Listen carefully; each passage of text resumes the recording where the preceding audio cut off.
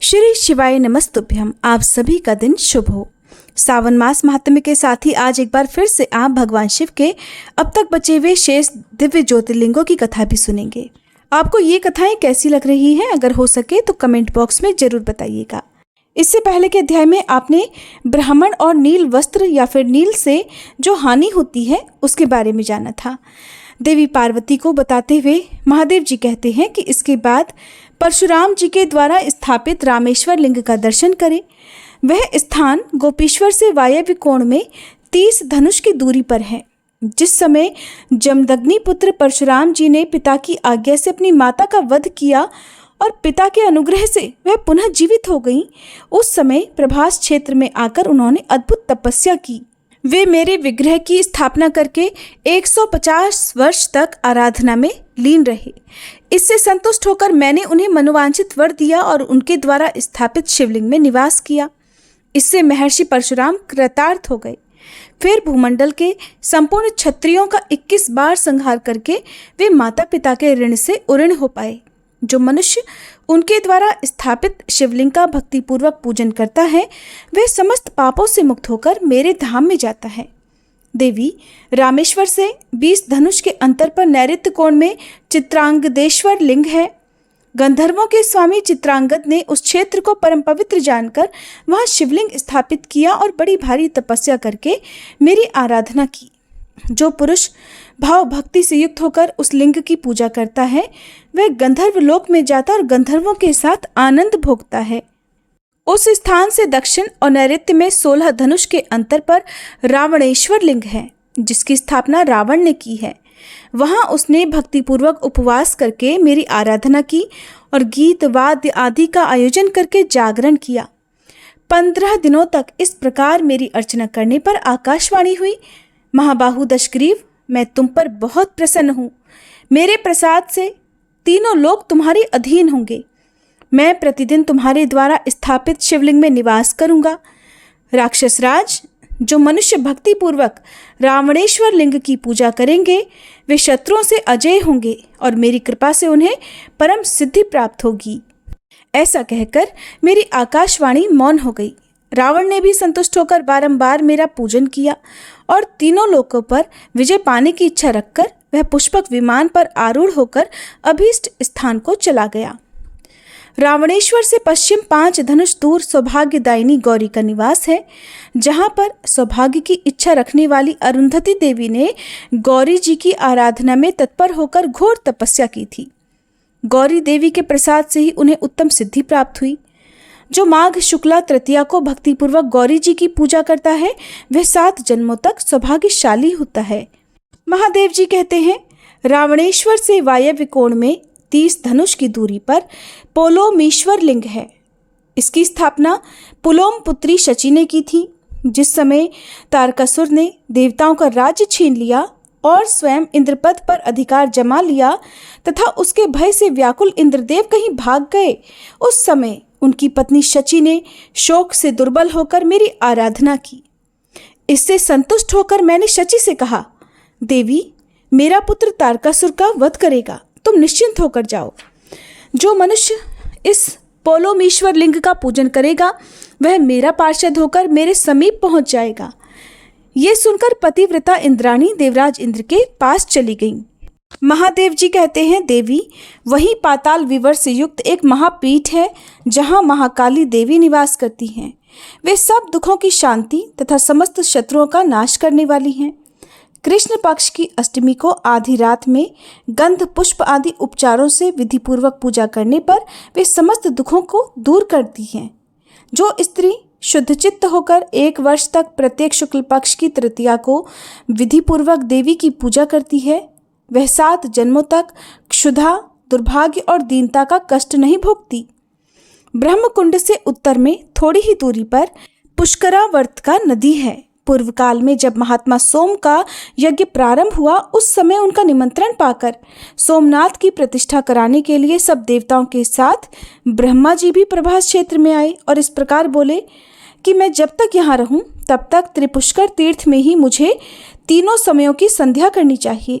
इसी समय जब लगन काल उपस्थित हुआ तब वेद चिंतक ब्राह्मणों ने बताया कि यही प्रतिष्ठा के लिए सबसे उत्तम समय है। उस समय ब्रह्मा जी को पुष्कर तीर्थ की ओर प्रस्थान करते देख निशानाथ चंद्रमा ने कहा, भगवान, ज्योतिषियों ने प्रतिष्ठा के लिए यही शुभ मुहूर्त बताया है, ये मुहूर्त बीतने ना पाए, इसका ध्यान रखना चाहिए। तब ब्रह्मा जी ने मन ही मन पुष्कर तीर्थों का चिंतन किया। उनके स्मरण करते ही वे तीनों नदी के तट पर प्रकट हो गए। उस समय नदी में ज्येष्ठ, मध्य और कनिष्ठ 3 भंवरें उठी। उन तीनों भंवरों को देखकर लोक पितामह ब्रह्मा जी ने कहा कि आज से यह सुंदर नदी पुष्करावर्त नाम से प्रसिद्ध होगी। जो मनुष्य इसमें स्नान करके भक्तिपूर्वक पितरों का तर्पण करेगा, उसे तीनों पुष्कर में स्नान के समान पुण्य प्राप्त होगा। जो मनुष्य श्रावण शुक्ला तृतीया को उसमें पितरों का तर्पण करता है, उसके वे पितर 10,000 कल्पों तक तृप्त रहते हैं। वहीं कंकाल भैरव नामक क्षेत्रपाल हैं, जिन्हें उस क्षेत्र की रक्षा के लिए भैरव जी ने नियुक्त किया है। जो श्रावण शुक्ला पंचमी तथा अश्विन शुक्ला अष्टमी को कंकाल भैरव का भक्तिपूर्वक पूजन करता है, उस महात्मा के उस क्षेत्र में निवास के लिए वे सभी विघ्नों का निवारण करते हैं और उसकी पुत्र की तरह रक्षा भी करते हैं। उस स्थान के दक्षिण भाग में ब्रह्मकुंड के समीप दरिद्रता का नाश करने वाले चित्रादित्य विराजमान हैं। प्राचीन काल में इस पृथ्वी पर मित्र नाम के धर्मात्मा कायस्थ निवास करते थे, जो सदा सभी प्राणियों के हित में तत्पर रहते थे। उनके 2 संतानें हुई, एक पुत्र और एक पुत्री। पुत्र का नाम चित्र और पुत्री का नाम चित्रा रखा। चित्रा बड़ी सुंदरी और सुशीला थी। इन दोनों के जन्म लेते ही उनके पिता मित्र की मृत्यु हो गई। मित्र की पत्नी ने पति के साथ ही चिता में प्रवेश कर लिया। इसके बाद इन दोनों अनाथ बालकों का ऋषियों ने पालन किया। वे महान वन में ही बड़े हुए और बचपन से ही व्रत परायण रहे। एक बार प्रभास क्षेत्र में आकर उन दोनों ने महादेव सूर्य की स्थापना की और वे बड़ी भारी तपस्या में लीन हो गए। धर्मात्मा चित्र ने धूप, माला, चंदन आदि उपचारों से सूर्यदेव का पूजन किया और वशिष्ठ जी के द्वारा बताए गए 68 नामों द्वारा उनका स्तवन किया। चित्र बोले, जो आदिदेव जगन्नाथ पापनाशक तथा रोग निवारण करने वाले हैं, उन आकाश के स्वामी भगवान भास्कर को मैं सिर से प्रणाम करके उनकी स्तुति करता हूँ। उनके सहस्त्रों नेत्र, सहस्त्रों रश्मियाँ तथा सहस्त्रों किरणमय आयुध हैं। अनेक गुह्य नामों द्वारा उनका स्तवन किया जाता है। उन प्रातःकाल गंगा सागर संगम पर निवास करने वाले मुंडीर स्वामी को मैं नमस्कार करता हूँ। मध्याह्न काल में यमुना तटवर्ती भगवान कालप्रेय को और सूर्यास्त के समय चंद्रभागा नदी के तट पर विराजमान श्री मूल स्थान को मैं प्रणाम करता हूँ, जहाँ उपवास करके श्री शाम्ब जी को स्वतः सिद्धि प्राप्त हुई है।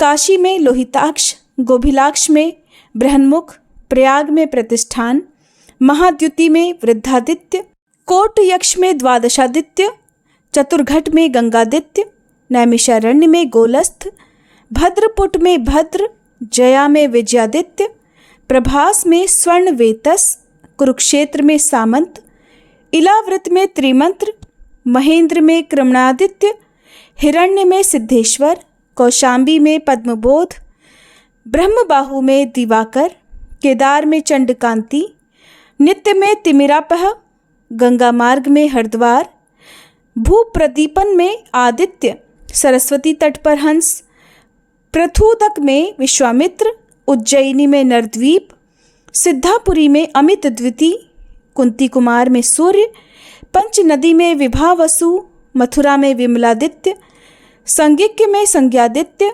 श्रीकंठ में मार्तंड, दशार्ण में दंडक, गोधन में गोपति, मरुस्थल में कर्णदेव, देवपुर में पुष्प, लोहित में केशवादित्य, वैदिश में शार्दूल, शोण में अरुणवासी, वर्धमान में सांबादित्य, कामरूप में शुभंकर, कान्यकुब्ज में मिहिर, पुण्यवर्धन में मंदार, गांधार में क्षोभणादित्य, लंका में अमरद्युति, चंपा में कर्णादित्य, प्रबोध में शुभदर्शी, द्वारावती में पार्वत्य, हिमवंत में हिमापह, लौहित्य में महातेज, अमलांगम में धूर्जटी, रोहिक में कुमार, पद्म में पद्म संभव, लाटा में धर्मादित्य, अर्बुद में स्थविर, कौवेरी में सुखप्रद, कौशल में गोपति, कोंकण में पद्मदेव, विंध्य पर्वत पर तापन, कश्मीर में त्वष्टा, चरित्र में रत्न संभव, पुष्कर में हेमगर्भ, गभस्तिक में सूर्य, प्रकाशा में मुंजाल, तीर्थग्राम में प्रभाकर, काम्पिल्य में इल्लिकादित्य, धन्यक में धन्यवासी, नर्मदा तट पर अनल तथा सर्वत्र गगनाधिप नाम से प्रसिद्ध सूर्य देव को मैं नमस्कार करता हूँ। ये भगवान भास्कर के 68 नाम हैं जो मनुष्य प्रतिदिन प्रातःकाल उठकर पवित्र होकर भक्तिभाव से इन नामों को पढ़ता अथवा सुनता है, वह सब पापों से मुक्त हो जाता है। महादेव जी कहते हैं, देवी, शुद्ध चित्त वाले चित्र के इस प्रकार स्तुति करने पर भगवान सूर्य ने प्रसन्न होकर कहा, वत्स, तुम्हारा भला हो, तुम कोई वर मांगो। चित्र ने कहा, हे उष्ण रश्मि, सभी कार्यों में मेरी रुचि हो और मुझे कुशलता प्राप्त हो। तब तथास्तु कहकर भगवान सूर्य ने उनकी इच्छा पूर्ण की। तब से चित्र सर्वार्थ कुशल हुए। धर्मराज को जब ये बात पता चली तब उन्होंने सोचा, अगर ये मेरा लेखक हो जाता तो बड़ा अच्छा होता। एक दिन चित्र क्षार समुद्र के भीतर अग्नि तीर्थ में स्नान करने के लिए गए। उसमें प्रवेश करते ही यमदूत उन्हें शरीर सहित यमपुरी उठाकर ले गए। वहां वे चित्रगुप्त नाम से प्रसिद्ध हुए। चित्रगुप्त जी संपूर्ण विश्व के शुभाशुभ चरित्रों को लिखते रहते हैं, इसलिए उनके द्वारा स्थापित सूर्य देव का नाम चित्रादित्य हुआ। जो मनुष्य सप्तमी को उपवास करके उनकी पूजा करता है, उसे 7 जन्मों तक दरिद्रता और दुखों की प्राप्ति नहीं होती। अब सुनिए भगवान शिव के रामेश्वरम ज्योतिर्लिंग की कथा। भगवान शिव के 12 ज्योतिर्लिंगों में से एक है तमिलनाडु के रामनाथपुरम में स्थित रामेश्वर ज्योतिर्लिंग। रामेश्वरम मंदिर की कथा भगवान श्री राम से जुड़ी हुई है। ऐसी मान्यता है कि इस शिवलिंग की स्थापना त्रेता युग में स्वयं भगवान श्री राम ने की थी। रामायण के अनुसार त्रेता युग में भगवान श्री राम ने धर्म की रक्षा करने के लिए, धर्म की स्थापना करने के लिए अवतार लिया था। उस समय रावण के कारण सृष्टि में अधर्म फैल रहा था। रावण एक ब्राह्मण था। इस वजह से रावण का वध करने पर भगवान श्री राम पर भी ब्रह्म हत्या का पाप लगा था। मान्यता है कि अयोध्या के राजा भगवान श्री राम ने लंकापति रावण से युद्ध करने से पहले विजय की कामना लिए हुए इसी स्थान पर रेत का शिवलिंग बनाकर भगवान शिव की साधना की थी, जिसके बाद भगवान शिव यहाँ पर ज्योति रूप में प्रकट हुए। रामेश्वरम ज्योतिर्लिंग की कथा शिव महापुराण में भी वर्णित है और ये बात उस समय की है जब रावण माता सीता का अपहरण करके उन्हें लंका ले गया था। और माता सीता की खोज करने के लिए जब भगवान श्री राम तट पर पहुंचे तो उन्होंने देखा कि लंका तो समुद्र के ठीक उस पार पर स्थित है। ये देखकर भगवान श्री राम असमंजस में पड़ गए कि इतना विशाल समुद्र भला पार कैसे होगा, और वे ये चिंतन करने लगे कि कैसे इस समुद्र को पार किया जाएगा और कैसे रावण को हराया जाएगा। वैसे तो भगवान श्री राम भगवान शिव के बहुत बड़े भक्त थे और हर रोज भगवान शिव की स्तुति किया करते थे, किंतु किसी कारणवश तथा उनके सामने आई कठिनाइयों के कारण उस दिन भगवान श्री राम भगवान शंकर की पूजा अर्चना करना भूल गए। बिना पूजा किए हुए ही भगवान श्री राम उसी स्थान पर ठहर कर जल पी रहे थे कि तभी आकाशवाणी हुई कि मेरी पूजा किए बिना ही जल पीते हो। इस आकाशवाणी को सुनकर भगवान श्री राम ने बालू से शिवलिंग बनाकर उसकी पूजा की। फिर भगवान शिव से रावण पर विजय प्राप्त करने का आशीर्वाद भी मांगा। उन्होंने प्रसन्नता के साथ ये वर भगवान श्री राम को दे दिया। भगवान शिव ने लोक के कल्याण के लिए ज्योतिर्लिंग के रूप में वहां निवास करने की सभी की प्रार्थना भी स्वीकार कर ली। कहते हैं कि तभी से रामेश्वरम ज्योतिर्लिंग वहां पर विराजमान है। रामेश्वरम ज्योतिर्लिंग की एक और कथा है। इस कथा के अनुसार जब भगवान श्री राम रावण का वध करके लौट रहे थे तब उन्होंने अपना पहला पड़ाव समुद्र के इस पार गंधमादन पर्वत पर डाला था। वहां बहुत से ऋषि मुनिगण उनके दर्शन करने के लिए उनके पास आए। उन सभी का आदर सत्कार करते हुए भगवान राम ने उनसे कहा कि पुलत्स्य के वंशज रावण का वध करने के कारण मुझ पर भी ब्रह्म हत्या का पाप लग गया है, अतः आप लोग मुझे इससे निवारण का, इससे मुक्ति का कोई उपाय बताइए। ये बात सुनकर वहां उपस्थित सारे ऋषि मुनियों ने एक स्वर में कहा कि हे श्री राम, आप यहाँ पर शिवलिंग की स्थापना कीजिए और फिर उसका पूजन कीजिए, इससे आप ब्रह्म हत्या के पाप से मुक्ति पा जाएंगे। तब भगवान श्री राम ने अपने परम भक्त बजरंगबली हनुमान को आदेश दिया कि कैलाश पर्वत पर जाओ और हे बजरंगबली एक शिवलिंग लेकर आओ। हनुमान जी भगवान राम की आज्ञा मानकर उन्हें प्रणाम कर बड़े वेग से आकाश मार्ग से कैलाश पर्वत की ओर चल पड़े। जब कैलाश पर्वत पर पहुंचे तो भगवान शिव तपस्या में उस समय लीन थे। हनुमान जी भगवान शिव की तपस्या से जागने का, आंखें खुलने का इंतजार करते रहे। उधर रामेश्वरम में शिवलिंग की पूजा का मुहूर्त करीब आ रहा था। तब सीता माता चिंता में व्याकुल होने लगी। तब पूजा का शुभ मुहूर्त निकल जाने की आशंका से माता सीता ने रेत के शिवलिंग का निर्माण कर दिया और भगवान श्री राम ने सीता माता के द्वारा निर्मित शिवलिंग की स्थापना मुहूर्त के अनुसार की और फिर उस शिवलिंग का पूजन किया। इस प्रकार वे ब्रह्म हत्या के दोष और पाप से पूरी तरह मुक्त हो गए। शिवलिंग की पूजा समाप्त होने के बाद जब हनुमान जी शिवलिंग लेकर आए तो उन्होंने देखा कि शिवलिंग की स्थापना तो हो चुकी है। ये देखकर उन्हें अत्यंत दुख हुआ। तब वे श्री राम जी के चरणों में गिर पड़े। भगवान राम ने बताया कि बजरंगबली परेशान मत हो, शुभ मुहूर्त ना बीत जाए इसलिए शिवलिंग की स्थापना और पूजा करवानी पड़ी। लेकिन तब भी हनुमान जी पूर्णतः संतुष्ट नहीं हुए। तब श्री राम जी ने हनुमान जी से कहा कि बजरंगबली, अच्छा तुम्हारे द्वारा लाए हुए शिवलिंग की हम पुनः स्थापना करते हैं और इस शिवलिंग को उखाड़ देते हैं। ये सुनते ही हनुमान जी तो बड़े प्रसन्न हुए, क्योंकि उन्हें अपने प्रभु राम का हर काम करना बहुत अच्छा लगता था। जब उन्होंने कहा कि बजरंगबली जाओ और शिवलिंग को उखाड़ो, तो बजरंगबली ने शिवलिंग को उखाड़ने की कोशिश की। शिवलिंग तो बिल्कुल भी नहीं उखड़ा, बल्कि वज्र की तरह कठोर हो गया। बजरंगबली उस शिवलिंग को उखाड़ने का जितना प्रयास करते, वो शिवलिंग उतना ही ज्यादा स्थिर और कठोर होता जाता। अंत में बजरंगबली ने शिवलिंग को उखाड़ने का एक और प्रयास किया और उस प्रयास में उन्होंने शिवलिंग को उखाड़ने में इतना जोर लगाया कि शिवलिंग तो उखड़ा नहीं, बल्कि खुद बजरंगबली ही 3 कोस किलोमीटर की दूरी पर जाकर गिर गए और मूर्छित हो गए। माता सीता ने देखा तो उन्हें पुत्रवत बजरंगबली पर बड़ा प्रेम आया। वशीभूत होकर वे रोने लगी। तब हनुमान जी को होश आ गया और उन्होंने श्री राम जी को देखा तो उन्हें उनमें पर ब्रह्म के दर्शन हुए। बजरंगबली ने रोते हुए भगवान श्री राम और सीता माता से क्षमा याचना की। तब श्री राम ने उन्हें समझाया कि ये शिवलिंग उनके द्वारा स्थापित किया जा चुका है, उसे सृष्टि की अब कोई भी शक्ति नहीं उखाड़ सकती। अपने भक्त हनुमान जी पर दया और स्नेह के कारण उनके द्वारा लाए हुए शिवलिंग को भी उन्होंने वहीं स्थापित कर दिया। ये देखकर हनुमान जी अत्यंत प्रसन्न हुए। इस प्रकार भगवान श्री राम के द्वारा स्थापित शिवलिंग का नाम रामेश्वर रखा गया और हनुमान जी के द्वारा लाए गए शिवलिंग का नाम हनुमतीश्वर रखा गया। हनुमान जी के द्वारा लाया गया शिवलिंग मंदिर के भीतर हनुमान मंदिर में स्थापित है। वहां जाकर एक बार इन शिवलिंग के दर्शन अवश्य करने चाहिए। मंदिर में विशालाक्षी जी के गर्भगृह के निकट ही 9 ज्योतिर्लिंग भी हैं, जो लंकापति विभीषण द्वारा स्थापित बताए जाते हैं। रामेश्वरम ज्योतिर्लिंग की दक्षिण भारत में वही मान्यता है जो उत्तर भारत में काशी विश्वनाथ की है, और यही कारण है कि यहाँ पर ज्योतिर्लिंग के दर्शन करने के लिए पूरे विश्व से भक्त लोग पहुँचते हैं।